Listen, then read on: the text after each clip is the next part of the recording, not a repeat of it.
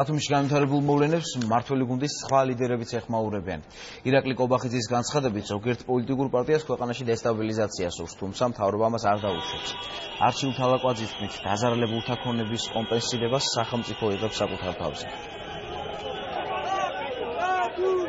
ნახეთ, რომ აბსოლუტურად თანაზომიერების პრინციპის სრული დაცვით იმოქმედა ხელისუფლებამ, კონკრეტულად ასე იმოქმედეს სამართალდამცავმა ორგანოებმა. იყო გარკვეული ნიშნები, მკაფიო ნიშნები იმისა, რომ კონკრეტული პოლიტიკური ძალა ცდილობდა ეს ყველაფერი, ეს ვანდალური აქტი გამოიყენებინა საკუთარი პოლიტიკური მიზნებისთვის. ეს უნდა იყოს გამოძიების საგანი და გამოძიების საფუძველზე უნდა გაირკვეს თუ ვის რა იურიდიული და ასევე პოლიტიკური პასუხისმგებლობა ეკისრება ამ საქმეში. ადგილი ჰქონდა რეალურად არეულობის მოწყობას, დესტაბილიზაციის მოწყობას რადიკალური ჯგუფების მხრიდან. ამ პროცესში დაინტერესებული იყო ნაციონალური მოძრაობა და მათ ჰქონდათ თავისი დღის წესრიგი.